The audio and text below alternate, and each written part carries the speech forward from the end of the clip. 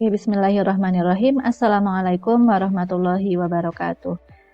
Kita berjumpa lagi di video lanjutan dari tadi Lembaga Modal Ventura Syariah. Kita masuk ke video kedua. Kita mulai dengan basmalah sekali lagi. Bismillahirrahmanirrahim.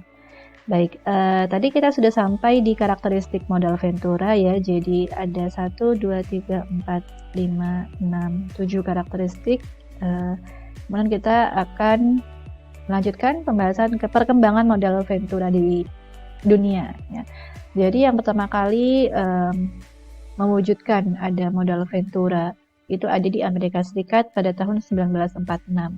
Kemudian setelah itu menyusul Eropa di tahun 1980-an dan di Indonesia sendiri itu dimulai dengan pendirian PT Bahana Pembinaan Usaha Indonesia atau BPUI yang didirikan pada tahun 1973. Kemudian di tahun 1993, PT BPUI ini mendirikan anak perusahaan yang dinamai PT Bahana Arta Ventura atau BAF. Nah, tujuannya supaya apa?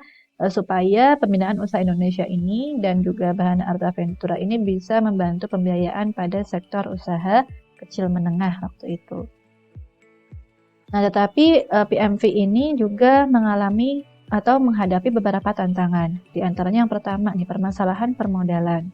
Kemudian yang karena usaha yang mereka biayai itu berisiko tinggi ya, jadi cukup sedikit investor yang mau investasi di usaha-usaha yang risikonya tinggi ya, karena ya mereka harus memiliki profil risiko yang agresif. Sementara mungkin kebanyakan dari satu kelas ini, teman-teman mungkin kebanyakan ada di sekitar investor yang profil risikonya konservatif atau moderat. Ya enggak gitu, jadi masih sedikit yang memang sudah agresif dan berani ambil risiko yang besar untuk bisa investasi di modal Ventura. Kemudian tingginya angka pembiayaan bermasalah, karena itu tadi ya, karena perusahaannya itu risikonya tinggi, dimulai dari usaha yang baru ada, produknya baru ada, jenisnya baru ada, bahkan tadi perusahaannya tuh mengalami kemunduran gitu, jadi dalam tahap-tahap krisis mau bangkrut. Dan mereka mengajukan bantuan permodalan ke PMV gitu. Jadi kan rentan dengan risiko pembiayaan bermasalah dan memang itu terjadi gitu. Jadi beberapa yang dibiayai oleh PMV ya mengalami permasalahan dalam aspek pembiayaannya. Kemudian yang ketiga, rendahnya pengetahuan masyarakat tentang PMV.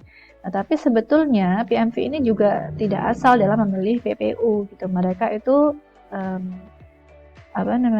punya analisis juga gitu. Jadi ya kalau sekalinya untung, kalau di PMV benar-benar untung kita sebagai investor. Ya. Dan karena pengetahuan masyarakat itu juga masih rendah tentang modal Ventura, jadi belum banyak masyarakat yang menginvestasikan dana ke modal Ventura untuk disalurkan ke perusahaan-perusahaan startup itu tadi. Nah, kemudian modal Ventura Syariah itu sendiri tidak terlalu jauh berbeda dengan modal Ventura ya, karena aspek secara hakikatnya saja itu sudah kemitraan ya. Itu benar-benar sudah, kalau di Islam itu ya memang sudah sepatutnya seperti itu gitu. Jadi orang yang kelebihan dana yang membantu orang yang kekurangan dana tapi punya skill gitu kan. Itu memang sudah ada prinsipnya dalam syariah dan sudah difasilitasi juga dalam akad fikih yaitu musyarakah dan mudharabah gitu, sehingga dalam praktiknya tidak terlalu banyak berbeda, hanya saja perlu diperhatikan dari jenis usahanya, kemudian akad-akad yang dilakukan saat transaksi modal Ventura Syariah dengan PPU gitu. Nah, bisnis pembiayaan dalam bentuk penyertaan modal ke dalam suatu perusahaan yang menerima bantuan pembiayaan untuk jangka waktu tertentu dengan berlandaskan prinsip-prinsip syariah, inilah yang dinamakan dengan modal Ventura Syariah ya. Jadi yang menjadi titik kritisnya ya ini, prinsip-prinsip syariah yang menjadi landasan dalam penyertaan modal itu tadi. Kemudian praktik modal Ventura dilakukan berdasarkan akad syariah dan bergeraknya juga di usaha-usaha yang tidak bertentangan dengan prinsip syariah yang diakui. Tetapi, nah ini juga yang menjadi tantangan bagi modal Ventura Syariah di Indonesia, karena tadi itu ya, perusahaannya risikonya tinggi walaupun keuntungannya juga pasti tinggi gitu kan, karena namanya startup itu kan biasanya tidak banyak pesaing. Kalau misalkan perusahaan yang kita biayai yang mana kita jadi investor itu untung, laris, dipergunakan masyarakat, otomatis dia karena jarang pesaing keuntungannya juga akan banyak dan kita sebagai investor juga akan mendapatkan dividen yang banyak selain tadi capital gain ya karena kita punya saham di situ. Nah, kemudian yang tadinya hanya 1, 2 dan di tahun 2020 ini padahal sudah berdiri dari tahun 1993 ya sudah sekian belas tahun baru ada 6 modal Ventura Syariah yang ada di Indonesia. Yang pertama adalah PT Permodalan Nasional Madani Techno Venture Syariah, PT Persada Ventura Syariah atau PT Wakaf Ventura Syariah. Yang ketiga PT Amanah Ventura Syariah, yang keempat PT Permodalan BMT Ventura, yang kelima PT Mitra Bisnis Keluarga, dan yang keenam PT Bahana Arta Ventura ini tadi yang menjadi anak perusahaan dari PT Bukti gitu ya. Nah, kemudian karakteristik khusus modal Ventura Syariah yang menjadi pembeda dengan modal Ventura atau PMV yang umum ya, yang konvensional. Yang pertama adalah di modal Ventura Syariah itu memiliki Dewan Pengawas Syariah. Itu dalam menjalankan kegiatan usahanya, modal Ventura diawasi oleh Dewan Pengawas Syariah. Kemudian aktivitas usaha yang dijalankan oleh perusahaan modal Ventura harus sesuai dengan prinsip-prinsip syariah dan tidak dibenarkan melakukan kegiatan usaha yang bertentangan dengan prinsip-prinsip syariah.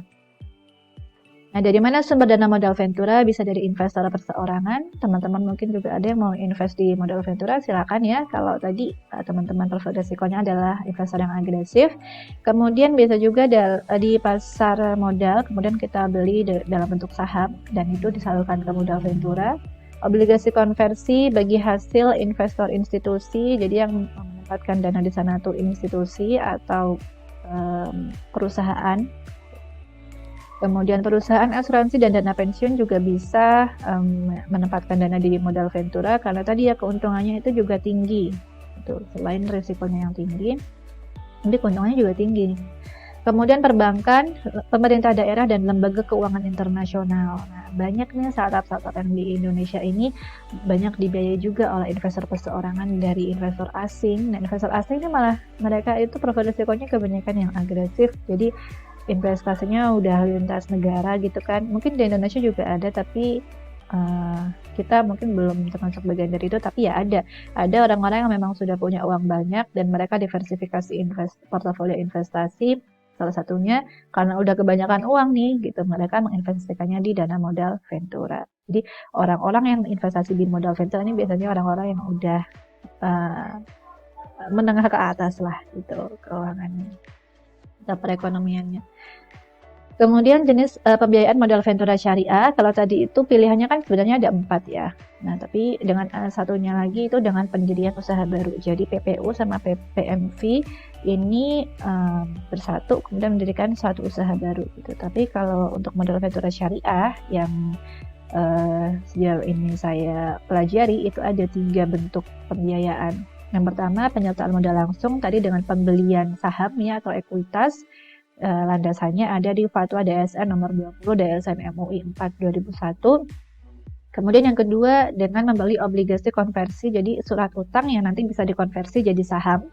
Surat utang yang memposisikan kita sebagai kreditur bisa dikonversikan atau bisa dialihkan menjadi saham sehingga posisi kita dari kreditur menjadi investor ya.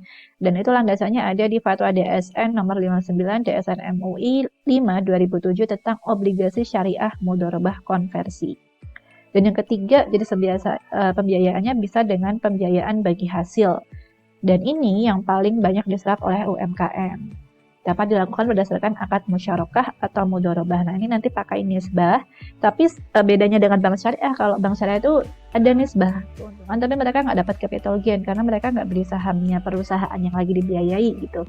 Kalau modal Ventura Syariah, selain dapat nisbah keuntungan dari tadi akad musyarakah dan mudharabahnya, mereka juga dapat capital gain karena mereka beli saham juga di perusahaan yang disertai. Kemudian pertanyaan. Nah, ini pertanyaan silakan dijawab pada lembar classwork di Google Classroom. Ada 3 buah pertanyaan. Yang pertama, silakan jelaskan apa yang dimaksud dengan PMV dan PPU. Tadi sudah kita sebut berkali-kali ya PMV dan PPU ini. Jangan sampai setelah melihat video ini teman-teman masih belum paham nih apa sih istilah PMV dan PPU itu maksudnya. Kemudian yang kedua, Berapa jumlah perusahaan modal Ventura Syariah di Indonesia yang tercatat di OJK per Juli 2020? Di penjelasan sebelumnya sudah saya sampaikan. Kemudian yang ketiga, jelaskan apa perbedaan modal Ventura dan bank. Satu saja. Seperti itu, semoga bisa dipahami penjelasan saya dari video yang pertama hingga video yang kedua ini. Dan semoga bermanfaat untuk teman-teman sekalian. Jika ada kekurangan, saya mohon maaf yang sebesar-besarnya.